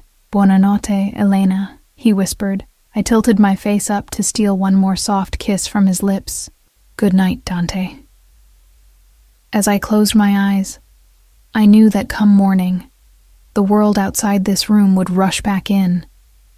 Rivalries, responsibilities, uncertainties. But for that night, we existed only in each other's arms. finding solace and unexpected love amidst the darkness. The morning light brought a false sense of peace. I woke in Dante's bed, wrapped in his arms, the events of the night before momentarily distant. For a few precious moments, we were just two people holding each other, sharing gentle morning whispers. Dante's wound throbbed, but he brushed off concern, more focused on tucking a strand of hair behind my ear and murmuring how beautiful I looked at dawn.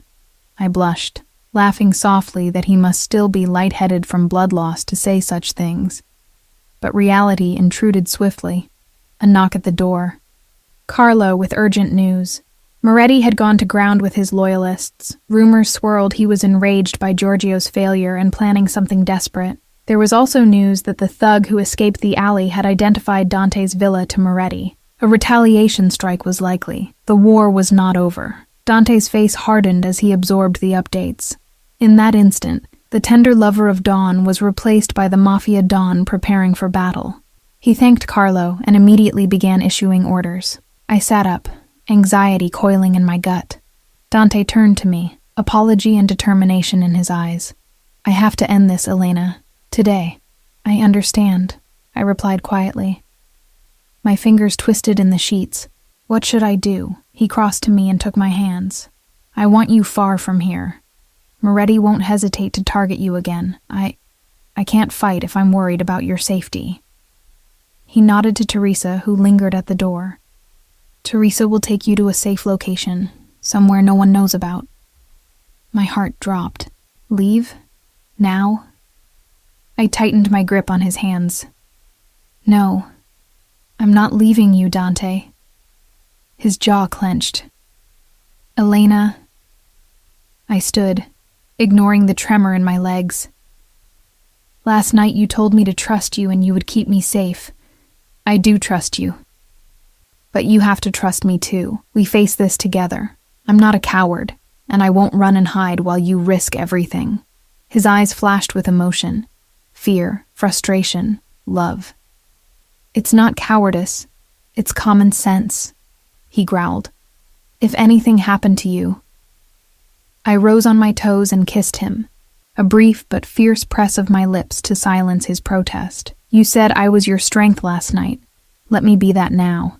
If you send me away, I'll be a distraction. I'll worry about you, and you'll worry about me. Together we watch each other's backs."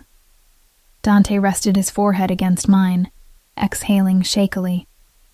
"Stubborn woman," he muttered, but I heard the acceptance in his tone. "All right, but you stay by my side, understand? You don't leave my sight." I nodded, relief and resolve flooding through me. "I promise." Within the hour, Dante rallied his most trusted men. A plan was formed. An anonymous tip had placed Moretti at an old countryside winery that his family owned, a place he might use as a last stronghold. Dante intended to confront him head-on, bring an end to the feud by any means necessary. It was risky, but waiting for Moretti to strike on his terms was worse. Despite Dante's protests, I armed myself with a small handgun one of his men provided, and donned a bulletproof vest under a dark jacket. My hands shook, but I steeled myself. I would not be a helpless bystander. Dante only relented when I refused to budge. He gave a tight nod, though worry etched deep lines on his brow. The drive to the winery was tense and swift.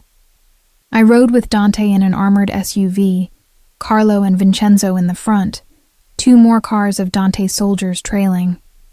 Dante held my hand the entire ride, his thumb tracing circles on my skin as if to reassure us both. He said little, gaze focused and far away, likely anticipating every possible outcome. I squeezed his hand occasionally, a silent message. "I'm here. We're doing this." As we approached the remote vineyard, Dante's convoy stopped short of the entrance. The plan was for Dante and a small contingent to approach under a flag of truce. Moretti had tentatively agreed to a meeting when Dante contacted him, likely buying time. We all knew it was a trap. Dante intended to spring one of his own. "Stay behind me and Carlo at all times. Dante instructed me in a hushed tone as we exited the vehicle. I nodded. The morning sun was high but offered little cheer. Everything felt cold with dread. We advanced through the rows of gnarled grapevines toward the old stone cellar building.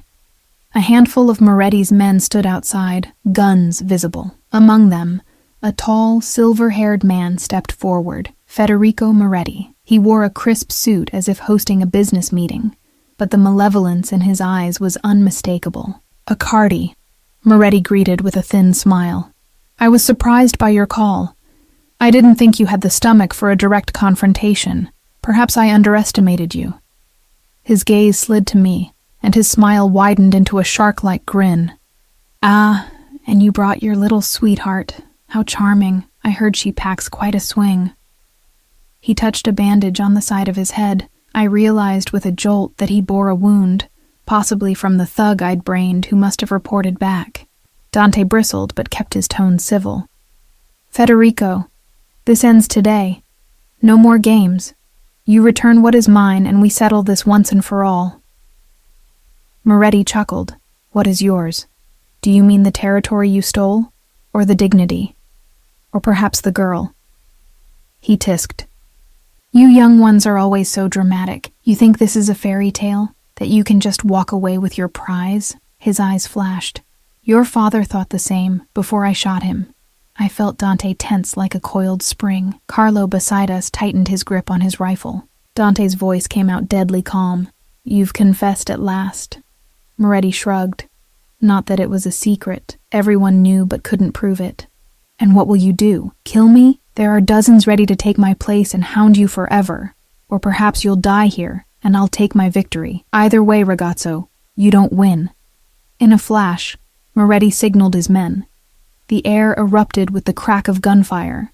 Dante cursed and pulled me down behind a low stone wall that edged the path. Carlo and the others returned fire. I clutched the handgun Dante had given me, heart in my throat, as chaos exploded around us. Moretti's men had the advantage of position, firing from the cover of the winery building and cars. But Dante's men flanked out expertly, a fierce firefight commencing among the vines and barrels. Over the din, I heard Moretti shout, "Bring her!" And before I knew it, two of his goons who had crept around grabbed me from behind the wall. I screamed, kicking as they dragged me forward. Dante lunged up to follow, but a burst of bullets forced him down. I caught a glimpse of his face, pure terror and fury, as I was hauled into the open yard before Moretti. "Stop shooting!" Moretti commanded. The gunfire ebbed into an uneasy ceasefire. He grabbed me by the arm and yanked me against him, pressing a pistol to my temple. My pulse thundered as I met Dante's eyes across the short distance.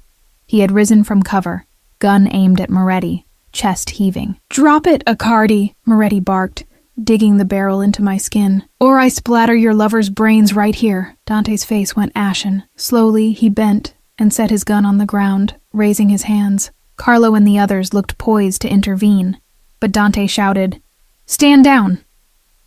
They obeyed, though I saw their reluctance. My mind raced. I had my small gun tucked at my back under my jacket, miraculously not taken in the scuffle. Moretti was fixated on Dante. His attention on me was secondary, just using me as a shield. If I could just get a moment, Moretti sneered, triumphant. "See, Dante, this is what love does. Makes you weak. Your father had it right initially.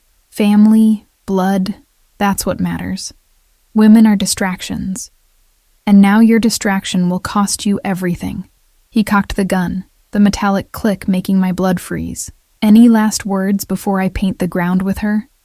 Dante took a step forward, hands still raised, his eyes locked on mine, voice surprisingly steady. "Federico, you kill her, and you truly have nothing left to bargain with.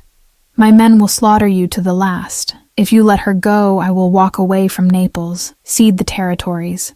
"No," I cried out, unable to bear the thought of him sacrificing so much. Moretti growled and tightened his grip, but I seized the distraction. In one swift motion, I reached behind me, grasped the grip of my hidden pistol, and swung my arm upward. A shot rang out, but not from Moretti's gun. My bullet caught him in the shoulder at point-blank range. He howled in pain. his aim on me faltering. I twisted free of his grasp, throwing myself to the ground just as another shot cracked through the air. Dante had retrieved his gun and fired. Moretti staggered, a red bloom spreading on his chest. For a heartbeat, he stayed upright, eyes wide in shock and fury. He tried to raise his pistol toward Dante, but another crack sounded, this time from Carlo, who had a clear line. A second hole punched through Moretti's chest. The old Don crumpled to his knees, then collapsed onto the gravel, gun slipping from his fingers. A silence fell, broken only by the ragged breathing of men and the distant creak of a wind through vines. Moretti's remaining soldiers dropped their weapons or fled into the fields, the fight thoroughly gone out of them with their boss down. I slowly sat up, my ears ringing and heart pounding. It was over. Federico Moretti lay motionless, eyes staring blankly at the sky. My hands began to tremble violently, the gun slipping from my grasp. I had shot someone. A likely kill shot at that. The realization churned in my stomach, and I fought the urge to be sick. But I would process it later. Right now, all I cared about was the man sprinting towards me. Dante fell to his knees at my side, gathering me into his arms. "Are you hurt?" he demanded, voice thick with concern. His hands patted over me as if to assure himself I was intact. I shook my head, tears spilling freely now that the adrenaline was ebbing. I'm okay. My eyes searched him. He looked exhausted, pained. His side wound had reopened, a red stain visible on his bandages under his vest. But alive, he crushed me against his chest in a fierce embrace. I could feel his heartbeat racing as wildly as mine. Around us, Dante's men secured the area, but it was all distant to me. All I could focus on was Dante's warmth, his heartbeat, the way he kept murmuring, "It's over. Thank God, it's over." I pulled back just enough to see his face. There were tears in his eyes, and he didn't bother to hide them. I realized I was crying as well. Dante cupped my cheeks, wiping my tears with blood-stained thumbs. You are incredible," he said hoarsely. "You saved me, Elena. In every way a person can be saved." A watery laugh escaped me. "We saved each other." He let out a trembling breath, pressing his forehead to mine. "Ti amo," he whispered, the Italian rolling off his tongue with raw honesty. There was no holding back now. No more need for walls. "I love you. I didn't want to admit it. I was afraid, but I do. I love you." A sob of joy broke from my chest. "I love you too, Dante." Saying it felt like a release, the simplest and truest thing in the world amid all the chaos. I kissed him, a soft, tender kiss amid the rubble of conflict, a promise sealed between us. He kissed me back, gently cradling the back of my head as if I were precious. When we broke apart, Dante rested his chin atop my head, holding me as our allies moved around us. I heard Carlo directing men, saw Vincenzo in the distance coordinating cleanup. In the periphery, I noticed some of Moretti's men being taken prisoner without further bloodshed. The war, for now, was won. Dante eventually stood, pulling me up with him, his arm wrapped around my shoulders protectively. His gaze swept over the scene until he found Carlo and Vincenzo. He gave them curt nods of thanks and orders to handle the aftermath. They nodded, and Carlo flashed a brief grin at me, perhaps remembering our conversation about Dante caring for me. He looked pleased as he turned away to work. Dante looked down at me, and though exhaustion lined his face, a tentative smile curved his lips. "Let's go home," he said softly. Home. The word warmed me. I realized I didn't even know exactly what that meant for us. My flat, his villa, somewhere far from Naples perhaps, but I didn't care, as long as we were together. I leaned into him as we walked slowly back toward the cars, my arm circling his waist. "Yes," I murmured. "Let's go home." As we moved forward, I noticed Dante wince, his hand pressed to his reopened wound. I frowned in concern. "You're bleeding through your bandage. We need to get you to the doctor, or Teresa will have our heads." He gave a low chuckle and pulled me a fraction closer, despite his pain. "Whatever comes next, doctors, stubborn housekeepers, rival gangs, we'll face it. Together." His dark eyes shone with that resolute promise. I smiled and rested my head against him as we reached the car. My future was uncertain in so many ways. Loving a mafia boss meant stepping into a world of perpetual shadows and threats. But no matter how dark it became, I knew the light we'd found in each other would guide us through. As Dante helped me into the car and climbed in after, he laced his fingers with mine and brought my hand to his lips, a silent, enduring vow. We had survived the storm, and though more storms would surely come, we would meet them side by side. For now, that was enough. In the quiet between us, I remembered the first gentle question that cracked his armor, the vulnerable man who'd asked for a simple embrace. I squeezed his hand. However many minutes or years the future gave us, we'd hold each other through them all.